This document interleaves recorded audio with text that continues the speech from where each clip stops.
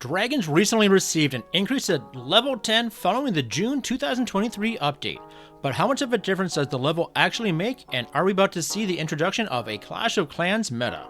My name is Magnus, and in this video, we will visit Phoenix Reloaded from the Clash Files family, where we will be checking out some dragon attacks and try to get a sense of how much better these dragons may have become. Let's fly into another video.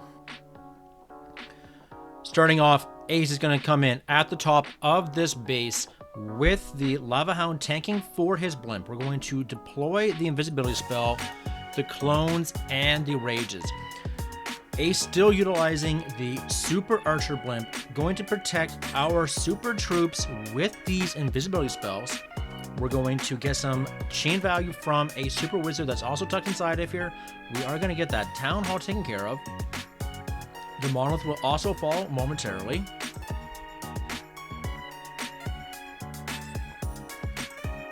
Perhaps not, as we do have our last invis running out, monolith being built back up, and the super archers are being taken out. Looking at this base though, we do have a sweeper pointing to the left. Let's see how Ace comes about this. So we have our Sui beginning at the top. Archer Queen taking a lot of heat from that Expo and the Grand Warden. Ability being forced here. BK now taking some of this damage. We're going to send in our dragons, dragon riders, and balloons. Grand Warden's going to come in behind our Hydra. Everything's going to move in. We're going to pop that BK's ability to get him around this base. Finding the tornado trap. Ace uses the Grand Warden's ability, protecting our Hydra as we move into the core of this base. We're now coming in behind this air sweeper. The poison tower popping off, slowing down some of our troops. We're going to freeze the Eagle artillery in the core of this base. Queen still alive right now, which is really crucial. She's going to help these dragons, keeping everything from really pushing outside of this base and keeping everything otherwise nice and tight. Royal Champion in the core, working with these Hydra. We're getting these defenses down. We've got one Dragon Rider down at the bottom here with that cannon, moving in towards that last Archer Tower. And then at the top, we have our Grand Warden, our Royal Champion, who's about to expire, goes down to the mortar and the Tesla. But with the Dragon Rider and the Grand Warden, we're going to get the mortar and the Tesla, as Ace is going to come in with that Super Archer Hydra.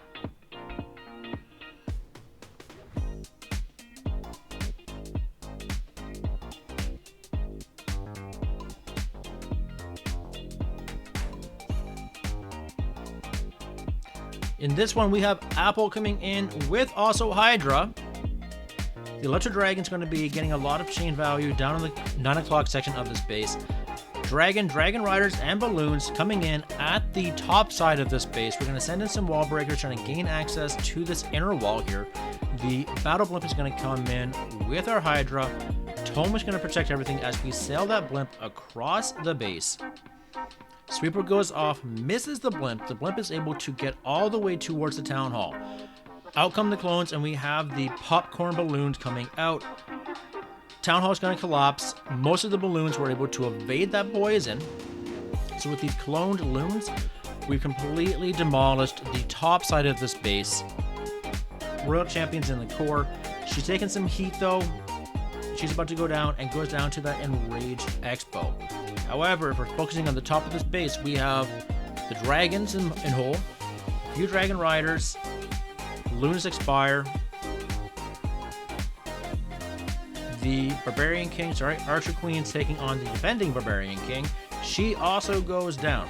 So now, a minute and a half left in this attack. We've got 5 dragons remaining with the Grand Warden and the Owl.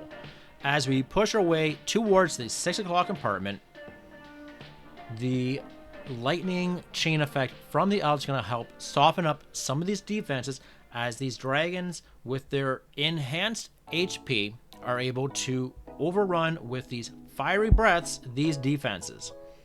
Nice split here allows these dragons to wrap around. We're going to continue to push our way further south into this base. Last Archer Tower remaining is the only thing that can cause some damage here.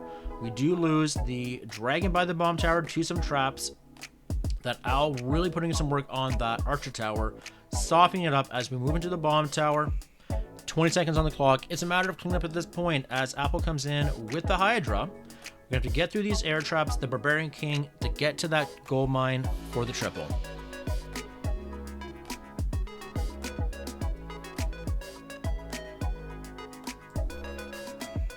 In this last replay, we have Great White, who's coming in also with the Hydra. The Electro Dragon over at the 9 o'clock will help setting up the funnel here, but a lot of value because there's not a lot of air targeting defenses, with the exception of these air defenses, which are now being distracted by the Hydra itself. To the north of the base, we do have the Royals, who are just running a Sui down the side. Barbarian King with the Frosty. The Blimp sailing right towards the Town Hall under the aura of the Grand Warden. Freezing the Sweeper and the Invisibility Tower. We do get the Balloon Popcorn. Most of the loons do go down to that Poison Bomb, however. Running through, though, are balloons and Dragon Riders do manage to soften up that Monolith. Unfortunately, Monolith will stand. So looking at the base at this point, we have a model standing up, dealing havoc to our heroes. Barbarian King ability has already been used. We're holding on to an Archer Queen's ability. Dragons in the core of the base, just having lost our Royal Champion to the Inferno on single. Grand Warden now under duress from the Monolith.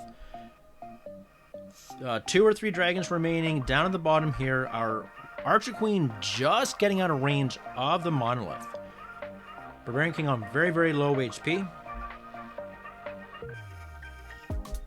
Archer Queen ability about to be forced here due to that Wizard Tower. There it goes. Grand Warden manages to snag that Monolith, and as we force our way down, we're going to pop the Archer Queen ability in towards the Archer Tower. These remaining 3 structures as Great White comes in with the triple.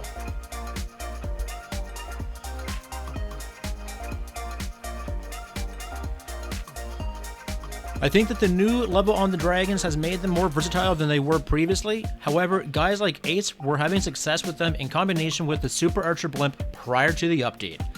The new level has made them beefier in the sense that they feel like they do last a lot longer on the battlefield. At this time, I am seeing a lot more ground-based armies, so I don't know that we are moving back into a Clash of Dragons meta at this time. But I am curious to know your thoughts. Let me know down in the comment section if you think we'll be seeing a lot more dragon utilization. Thanks for checking out today's video. If you found enjoyment or value, please subscribe and leave a like to let YouTube know. I also have Twitter at Magnus_games. Until next time, take care.